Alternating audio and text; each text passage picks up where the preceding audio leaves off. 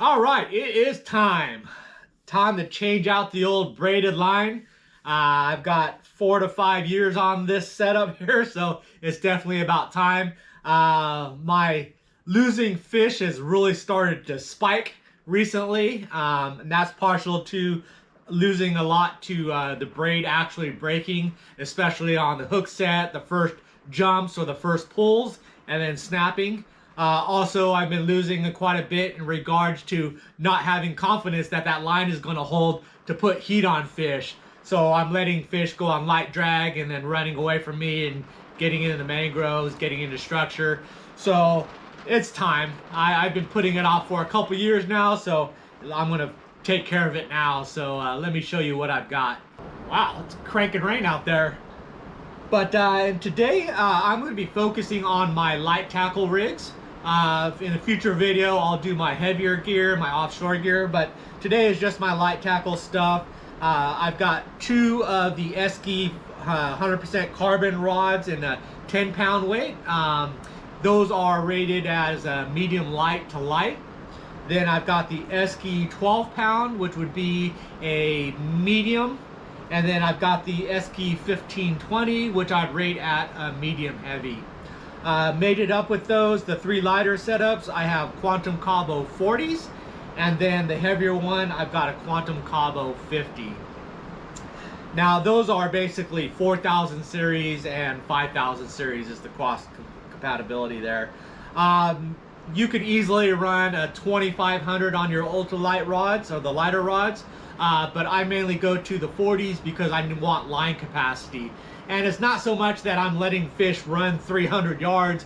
It's mainly because I fish a lot and I'm always trimming line, whether it gets scuffed up because it's getting dragged into structure, wind knots, just the sun, salt damage, and I'm always pulling line off. So with that extra capacity of that 4000, I'm able to go through quite a bit, 5 years before it becomes an issue, as well as upgraded drags on the larger reels there. Outside of that, I'm primarily a braided line guy with a few exceptions of yellowtail setup. I'll use like 12 or 15 pound Andes Pink straight mono for yellowtailing. It makes it easier to just tie your jig or hook right to the line and not have to swap it out every time or add leader material to your braided line. Now, in regards to braid versus mono, the reason why I use braid is a couple of reasons. Number one is the diameter of the line itself. Braid, you can get a lot smaller diameter for the same weight. For example, in a 10-pound rated line, a compatible would be 2-pound braid to 10-pound mono. Okay, thickness. So you can get a 2-pound mono would be equivalent to the 10-pound braid is basically what it is. So a lot smaller, and that will help you in line capacity, but it'll also help a lot in regards to casting and distance. Smaller diameter, it also has less memory than mono, so you're not getting the curly cues.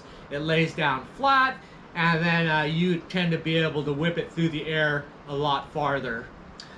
Second part of the main reason is you could feel the bite, sensitivity. With braid, there's pretty much no stretch to it, so whatever tinks the end of the line, you feel it in your fingers, and that's very important, especially when you're using live bait, cut baits, natural baits basically, or you're doing any type of finesse fishing. Mono stretches, so sometimes you lose that feeling in regards to those sensitive bites. And then 3 would be the stretch part of it for hook sets. So with braid, your hook set is just a twick, just a little flick. Okay, where a mono, you really have to do that Bassmaster 5000 really hunch to take over the stretch to finally get that the pull in the hook. So those are kind of the positives. The negatives are you have to run a leader, okay? We have clear water, so you can't just tie your hook straight to the braided line. You do have to take the time to run some sort of leader. If I'm live baiting or cut bait, I'll run a long piece of leader up to 20 feet if I'm yellowtailing on the reef. Or if I'm casting artificials, a lot of times I'll just use a short leader because you don't want the knot going through your guides and tinking it every time, because that'll throw off your cast and lower the distances.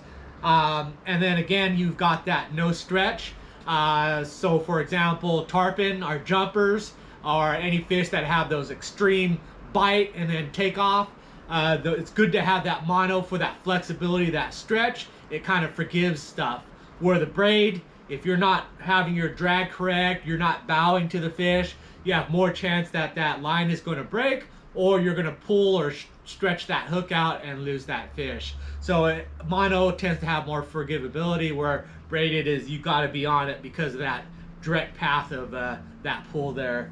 But that's kind of the reasons for my setups here. In regards to the line weight, generally the rod determines the range of weights they recommend for each manufacturer. In regards to the Esky's, he's pretty straightforward. Got the 10-pound, the 12-pound, the 15-20 pound. And what those designations are is the recommended braided line weight for that rod.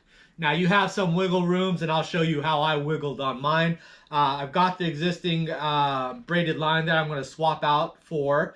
Right up front, I am a Power Pro green basic guy. The original stuff is totally fine with me. I don't buy into all the new tech stuff on braided line. It does what it does, and I don't see spending a lot of extra money for it, especially because there's so many counterfeits out there, much like a fluorocarbon leader. To the just casual eye, there's no way to test it to know what you're getting, so I'm just not worth it for me to take the risk. However, I've got some upgraded stuff that I got some deals on, and I've actually used those in the past, so I added those to my buying options when I was taking a look. And if they match the Power Pro green in price, hey, I'll take them. So for instance, on my two 10-pounds, I've got this Power Pro Super Slick 8 in the Timber Brown. And I've got two of those. There was actually a 2-pack eBay deal auction that I won to get those for cheaper than the green, so I went with that. I actually have it on this one. It's not brown anymore, but I have used it and it's worked. But that'll go on my two 10-pounders. Then the 12-pound medium rod, I'm going to go with the J-Braid X8 in a 20-pound. Now the variance on that, instead of going with 12 or 15-pound, is that I'll fish and catch 90% of the fish with the 10-pounders, primarily because it's a lot more fun. That rod bends way over there, and it's a good chance for the fish to win the battles. Because I'm fun fishing, I don't really keep very many fish, so it's just as good if the fish wins and they break off or they get away to me, because the fun is the important part. So I'll use that primarily, and if I win, I win. If I lose, I lose. However, there's some circumstances where I know that I'm going to lose with these fish. For example, snook in the mangroves. Snook are bite and run 100 feet into the mangroves right off the bat. So I know when I'm fishing snook, I tighten down the drag and I move up to my 12-pound or medium weight Esky rod here. And that's why I kind of bypass the 12 to 15 and go straight to a 20-pound, because I know I'm just going to use it for backbone fishing. Also out on the reef when I'm yellowtailing it, and if there's shark problems, I'll bring this rod out, because then I could put a little bit more weight on them. Then after that, we go to some Power Pro Green, the basic stuff, 30-pound, and I match that up with my 1520. Almost the same reason. This is my big tarpon rod throwing soft plastics. So this rod has a good casting flex, but it's got a ferocious, very heavy backbone, so it can handle a big tarpon without a problem. But yet I could still throw small 5-inch flukes, 7-inch flukes, 5-inch paddle tails, and so forth, and run that there. But again, I can use this as my bottom rod for muttons and grouper, and as well as if sharks are really a problem, this will just crank them up without hardly a bend in the rod. Also uses it as my trolling rod offshore, tunas, mahis. It's my secondary one where I can run into some bigger fish out there. And then I've got the larger line capacity. So that's what I've got. So let's go to some spooling. All right, let's take a look at my DIY line spooler system. Basically just drill the hole through this beam here, put a 3/4 inch, 4-inch bolt. Then there's a washer, got our spool, another washer, then a nut to provide tension onto the spool, and then a second nut as a jam nut to make sure it doesn't back off. And there we go. All right, so here's a better look at what I'm dealing with. You can see by the discoloration here, the lighter color versus what it's supposed to be is dark green, plus how fuzzy it is. It's just like a sweater basically, so tons of just all weak spots all built in this run here. Same thing with this. You can kind of see it's kind of fluffy, lighter color versus the new, which is tight and kind of waxy looking. This is what happened when I was out there and lost a fish and got really mad. So it looked like this. I just stripped it all the way down until I got to the cleaner stuff on the bottom. Unfortunately, it only left me with about 1/3 of the spool, so I need to refresh it. You could always go through and flip-flop the line, put the older stuff on the bottom of the spool and then rewind it so that your new stuff is on the outside, but just too lazy to do that. But I still would probably have about 1/3 of a clean line on the bottom if I wanted to go another year. And then this one here, this one I bought the real used, and this is the line that came on it. I don't even know what it is, but it's pretty good. It's still kind of waxy there, so I could probably go another year on it, but figure since I'm going through it all, I'll do it all at once, and then I know what's on there. Now, before we get started, let me go over a couple of things. One is if your spool is bare metal and smooth, you want to take some masking tape, run one layer around the spool, and what that's going to do is give the braid something to grip against when it's tightened down. Otherwise, you risk the whole grouping of line to spin, and it'll feel like your drag's not working and it's just turning on its own there. So that's number one. Number two is let me show you the knot I use to tie to the spool. Now, to attach our line to the spool, I use a slip knot with a jam knot. Okay, and the way that works, just do an overhand knot in your line, and then you want to make the knot end up right by the end of the line there. Okay, and that's going to be our stop knot, our jam knot there. From there, you're just going to do a basic overhand knot, which is basically make a loop, and then you're going to tie another overhand knot around it. So we just have basically an overhand knot around this main line, and then you could snug it up. Okay. From there, what we're going to do is install it around our spool. Put it around there.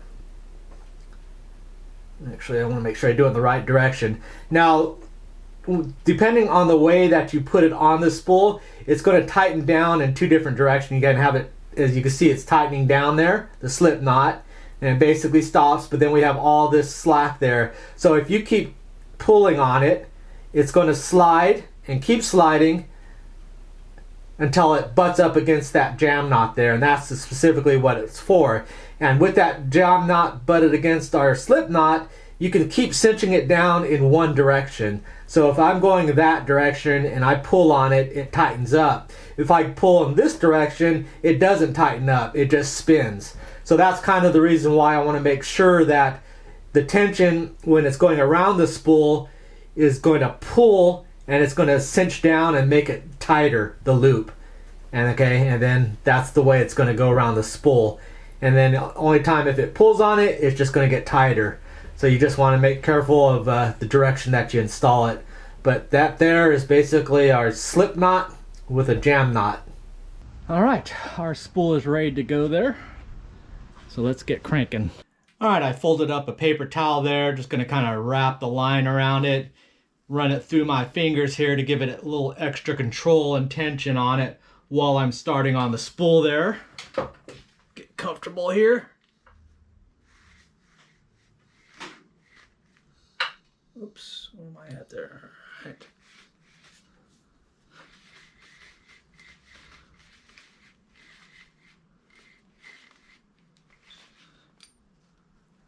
All right. Put a little extra tension on there just on this beginning first layer there. And then from there we can just start running it. Just making sure that it's going in there nice and flat and level.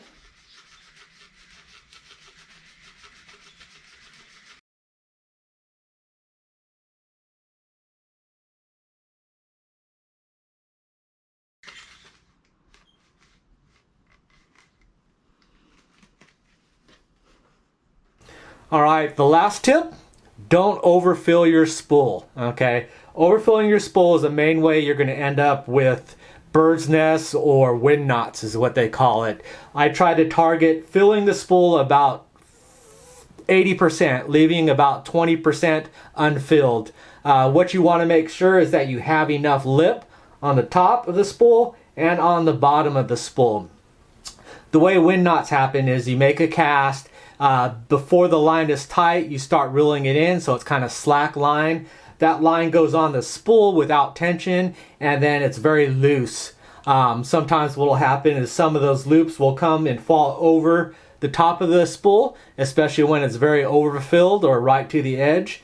Then you end up casting, and that loop gets caught up in your line, and then all of a sudden you have a bird's nest falling out of your spool, and you have a big knot.